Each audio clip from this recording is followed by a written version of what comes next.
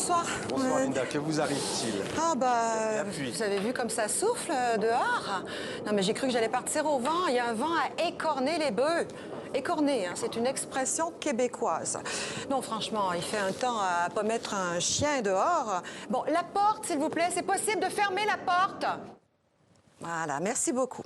Alors, Kiran, elle s'appelle, hein, cette tempête, C-I-A-R-A-N, avec un accent aigu. Kiran, hein, puisqu'on est en France, on le dit en français. Vous avez remarqué, Mohamed, que les tempêtes portent tout un prénom?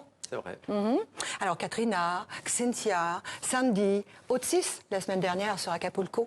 Alors, on a commencé par baptiser les tempêtes durant la Seconde Guerre mondiale, quand on s'est aperçu que ça permettait de mieux communiquer sur les phénomènes météo. Nommer une tempête, ça lui donne un visage, une identité, et ça permet de mieux suivre son parcours qui peut traverser plusieurs frontières. Les études ont d'ailleurs démontré, Mohamed, que les populations soumises au risque sont plus attentives, plus réceptives aux consignes de sécurité quand la tempête porte un nom. C'est merveilleux, ça. Savez-vous, Mohamed, comment on les choisit, ces prénoms? Pas du tout. Je crois que certains peuvent se proposer, mais... Alors, imaginez que le monde, la planète, est divisé en 10 grandes zones géographiques. Eh bien, chacune de ces zones établit des listes de prénoms. Les pays se concertent et elle va tour à tour attribuer un prénom à une tempête. Alex, Barbara, Claudio, Denise, Fienne, Gérald, et ça va jusqu'à Waïd. Ces listes doivent respecter l'alternance féminin-masculin. Ça paraît évident, mais il n'y a pas très longtemps, les tempêtes portaient toutes que des prénoms de femmes. J'ai envie d'éternuer, là.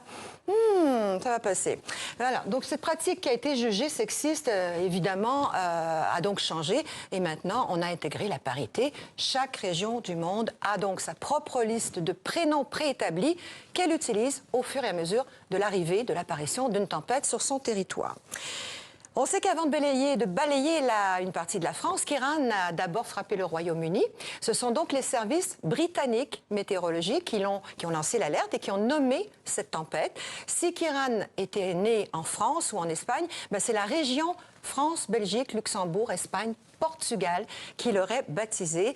Et elle se serait appelée non pas Kiran, mais Domingo, puisqu'on en était à la lettre D. Savez-vous, Mohamed, que nous pouvons participer à ce processus de dénomination des tempêtes? Vous l'évoquiez. Eh bien, vous allez sur le site Internet de l'Institut de météorologie allemand. Vous proposez un prénom et s'il est accepté, vous pouvez acheter une tempête, 199 € chacune.